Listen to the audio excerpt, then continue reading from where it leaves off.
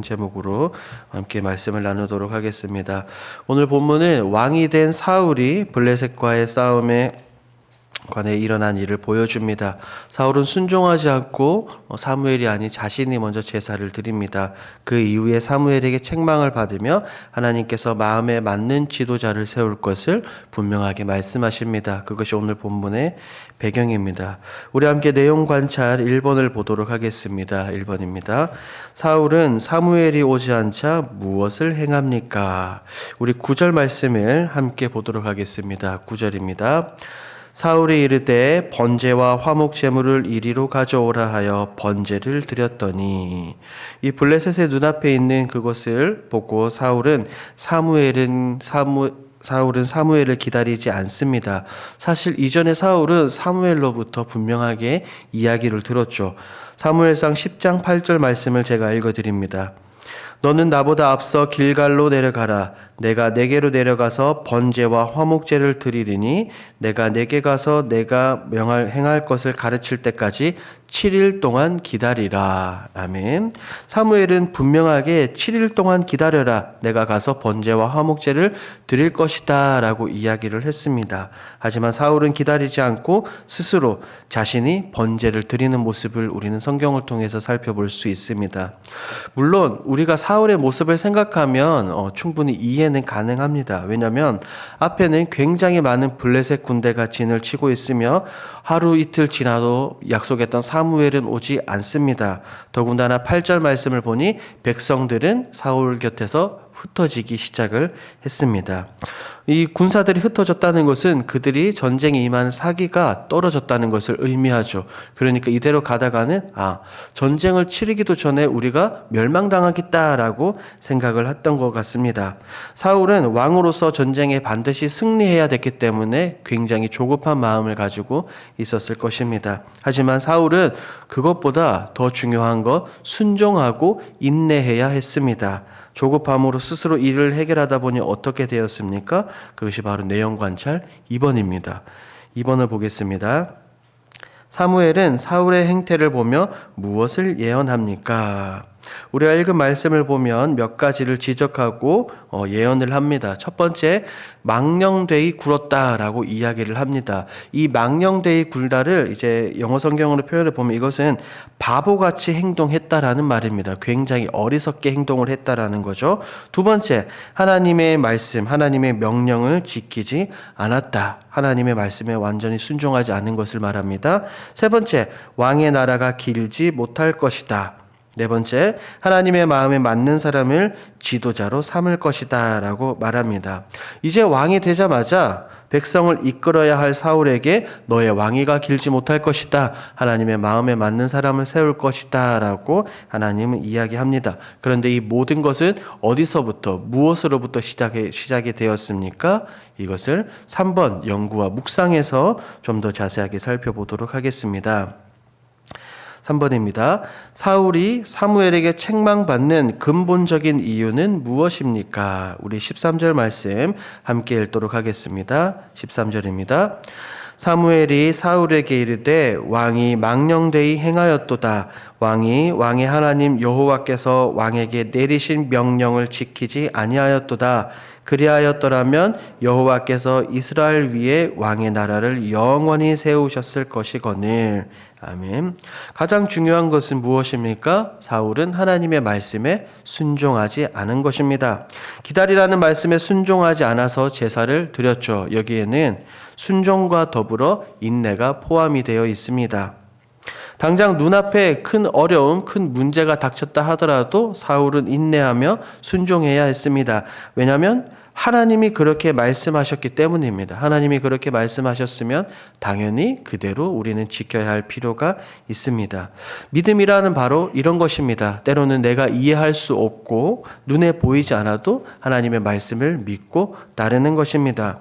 우리는 아브라함을 믿음의 아버지라고 우리는 그렇게 말합니다. 그런데 왜 아브라함이 믿음의 아버지가 되었습니까? 하나님께서 그를 불러주셨을 때 그는 아무것도 보이지 않고 어디로 갈 바를 몰랐지만 하나님이 말씀하시는 대로 다른 것이 아닌 말씀을 쫓아 자기 친척과 고향과 아비집을 떠났습니다. 그리고 아들을 바치라는 이해가 되지 않는 상황에도 불구하고 아브라함은 생각하지 않고 그저 묵묵히 하나님 말씀에 순종하는 모습을 볼 수가 있습니다. 그렇기 때문에 그가 믿음의 아버지가 되었죠. 마찬가지로 왕으로서 사울은 순종하며 인내해야 했습니다. 백성들에게도 나는 하나님의 말씀에 순종한다는 것을 보여주어야 했지만 사울은 그렇게 행하지 못했습니다. 오늘 말씀의 제목이 그것을 분명하게 보여주죠. 믿음은 기다림의 순종을 요구한다입니다. 이것을 풀어보면 곧 인내와 순종이 있어야 그것이 믿음인 것을 우리는 알 수 있습니다. 사울은 가장 중요한 것이 부족했습니다. 그런데 더욱이 놀라운 것은 이미 사무엘은 이를 걱정하고 염려했습니다. 지난 화요일 새벽에 저와 함께 나눴던 말씀인데 사무엘상 12장 14절을 제가 읽어드리도록 하겠습니다. 너희가 만일 여호와를 경외하며 그를 섬기며 그의 목소리를 듣고 여호와의 명령을 거역하지 아니하며 또 너희와 너희를 다스리는 왕이 너희의 하나님 여호와를 따르면 좋겠지만은 사무엘의 염려처럼 사울은 하나님의 말씀에 순종하고 따르지 않았습니다. 이런 사울의 모습을 보면서 여러분들은 어떤 생각 또한 무엇을 느끼실 수 있습니까? 4번 느낀 점으로 한번 가보도록 하겠습니다. 인내하며 말씀에 온전히 순종하기보다 상황에 따라 합리화하는 사울을 보며 무엇을 느낍니까? 오늘 본문에 등장하는 이 어리석은 망령되이 행한 사울의 모습을 곧 나의 모습이라고 한번 생각해 보면 좋겠습니다. 나는 하나님께서 말씀하실 때 나는 그대로 순종하는가, 혹은 하나님 말씀하실 때 핑계를 대고 있는가라고 말입니다. 우리는 굉장히 합리화를 잘합니다. 이 정도면 될 거야. 이러면 되지 않을까? 하면 하나님이라도 이 정도는 충분히 이해해 주시지 않겠어라고 스스로 기준을 세우고 스스로 타협하고 스스로 합리화합니다. 때로는 그 기준은 내가 세운 기준이 명확한 것이 아니라 나에 의해서, 나의 상황에 의해서, 내 기분에 따라서 기준이 움직이기도 합니다. 그것은 온전한 기준이 없다는 말이 되겠죠. 계속해서 변하게 됩니다. 혹시나 여러분들의 삶 속에서 이런 경우들이 있습니까? 여기서 우리는 5번으로 한번 가보도록 하겠습니다. 내가 속도와 간편함에 끌려 말씀보다 세상과 타협했던 모습이 있다면 무엇입니까? 우리는 늘상 세상을 살아가면서 타협하기도 하고 핑계를 대기도 합니다. 저는 이 본문을 함께 보면서 창세기에 나왔던 아담과 하와를 묵상했습니다. 하나님께서는 분명하게 말씀하셨죠. 먹지 말라. 하지만 그들은 기억하지 못했습니다. 그리고 범죄하고 난 이후에 하나님께서 말씀하실 때 그들은 곧장 회개하는 것이 아니라 서로 핑계대는 모습을 볼 수 있습니다. 하와는 뱀이 그랬다 그러고 아담은 하와가 줘서 먹었다라고 핑계를 댑니다. 하나님의 말씀과는, 하나님의 명령과는 분명하게 타협할 수 없습니다. 하지만 이들은 타협했습니다. 때때로 우리의 삶 속에도 이런 경우들이 너무나 많이 찾아온다는 것이죠. 우리가 살펴본 것처럼 사울이 눈앞에 있는 어려움, 블레셋을 쳐다보자마자 그 명확한 기준이 흔들려서 스스로 타협을 했습니다.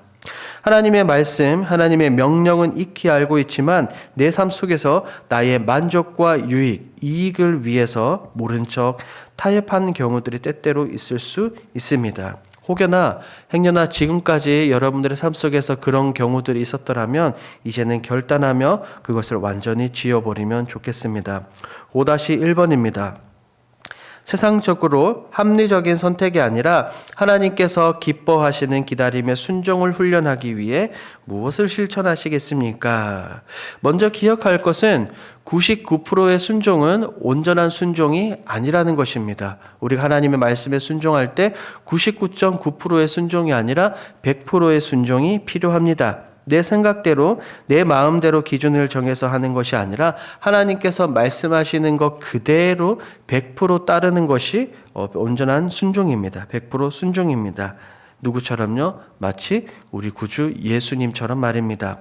하나님의 뜻에 예수님처럼 순종하면 좋겠습니다. 하나님의 뜻에 순종하고 하나님 앞에 서기 위해서는 우리는 당연히 말씀 앞에 바로 서야 합니다.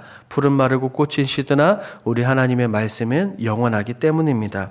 이렇게 말씀 앞에 바로 서서 말씀하실 때 온전히 순종하는 저와 여러분이 되길 주님의 이름으로 축복합니다. 그래서 오늘의 말씀처럼, 말씀의 제목처럼 믿음은 기다림의 순종을 요구한다. 이것을 넘어 온전한 믿음의 사람, 순종의 사람, 온전한 하나님의 사람이 되는 우리 사랑하는 길동의 모든 성도들이 되길 주님의 이름으로 축복합니다. 아멘.